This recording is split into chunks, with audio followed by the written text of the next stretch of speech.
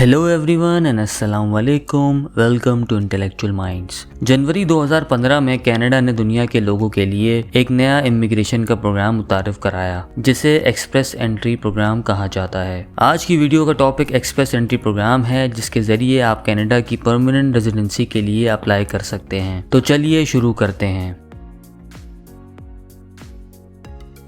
Express entry programme एक points based programme है जिसे कनाडा आने वाले स्किल्ड वर्कर्स के इमिग्रेशन प्रोसेस को आसान बनाने के लिए मुतारिफ कराया गया। इससे पहले कैनेडियन इमिग्रेशन का प्रोसेस पहले आइए और पहले पाइए की बुनियाद पर काम करता था, जिसमें लोगों को कनाडा इमिग्रेट करने के लिए कहीं कहीं साल लग जाते थे। इस प्रोसेस को एक्सप्रेस एंट्री प्रोग्राम के जरिए रिप्लेस किया गया ताकि पोटेंशियल इमिग्रेंट्स के लिए कनाडा आने को आसान और एक्सेसिबल बनाया जा सके। एक्सप्रेस एंट्री प्रोग्राम का मकसद स्किल्ड और टैलेंटेड अफराद को कनाडा आने के लिए अट्रैक्ट करना है ताकि वो कनाडा की लेबर मार्केट और इकोनॉमी को सपोर्ट कर सकें। इस प्रोग्राम के जरिए उन कैंडिडेट्स को सिलेक्ट किया जाता है जिनके कैनेडियन सोसाइटी में इंटीग्रेट और कामयाब होने के सबसे ज्यादा चांसेस हों। कैनेडियन एक्सप्रेस एंट्री प्रोग्राम के जरिए इमिग्रेशन के प्रोसेस को एफिशिएंट और तेज बनाया गया, जिसके तहत कनाडा जाने का पूरा इमिग्रेशन का प्रोसेस 6 महीने के अंदर कंप्लीट हो जाता है। एक्सप्रेस एंट्री प्रोग्राम एक ट्रांसपेरेंट और पॉइंट बेस्ड सिस्टम है जिसके तहत कोई भी skilled professional Canadian permanent residency के लिए अप्लाई कर सकता है। इस प्रोग्राम की 3 कैटेगरीज हैं,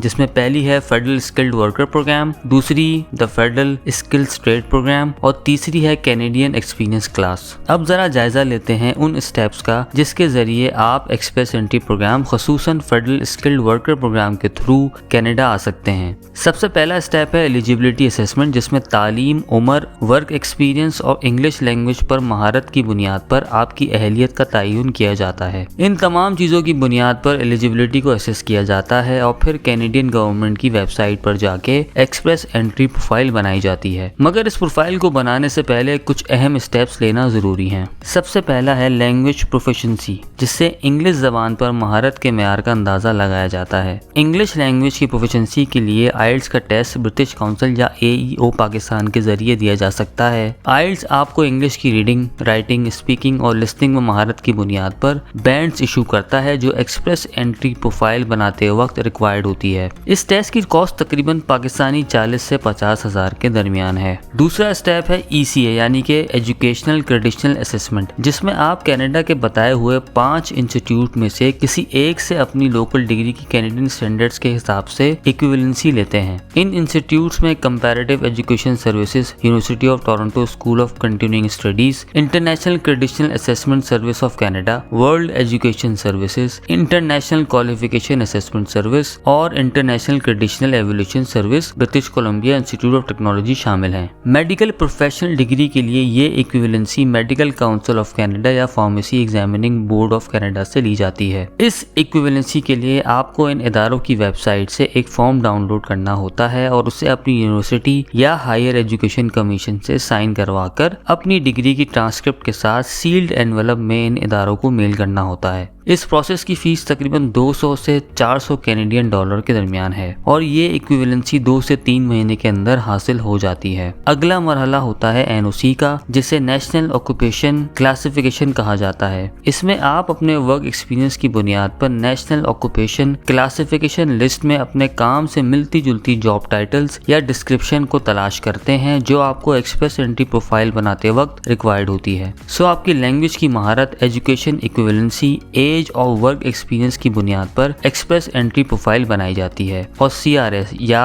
कॉम्प्रिहेंसिव रैंकिंग स्कोर कैलकुलेट किया जाता है। इस स्कोर की बुनियाद पर आपकी प्रोफाइल को पूल ऑफ कैंडिडेट्स में रैंक किया जाता है और जो सबसे ज्यादा हाई रैंक्ड इंडिविजुअल्स होते हैं उन्हें रेगुलर ड्रॉस के जरिए परमानेंट रेजिडेंसी के लिए इनवाइट किया जाता है, जिसे इन्विटेशन टू अप्लाई या ITA भी कहा जाता है। ITA रिसीव होने के बाद 60 दिन के अंदर आपको फॉर्मली अपनी एप्लीकेशन सबमिट करनी होती है। उसके बाद मेडिकल और बैकग्राउंड चेक किया जाता है और अगर आपकी एप्लीकेशन अप्रूव हो जाती है तो आपको कंफर्मेशन ऑफ परमानेंट रेजिडेंस, जिसे COPR भी कहा जाता है, इशू किया जाता है, जिसकी बुनियाद पर आप Canada as a permanent resident जा सकते हैं। कैनेडियन परमानेंट रेजिडेंस मिलने के बाद कनाडा में सिर्फ 3 से 4 साल में आपको कैनेडियन पासपोर्ट भी मिल जाता है।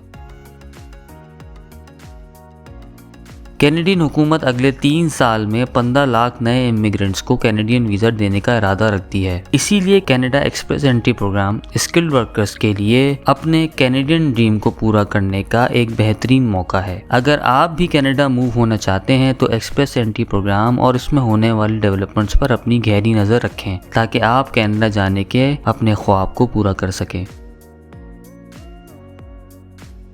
अगर आपको ये वीडियो पसंद आई है तो सब्सक्राइब करें, लाइक करें, शेयर करें और बेल आइकन का बटन दबाएं ताकि आपको हमारी आने वाली तमाम वीडियोस का नोटिफिकेशन मिलता रहे।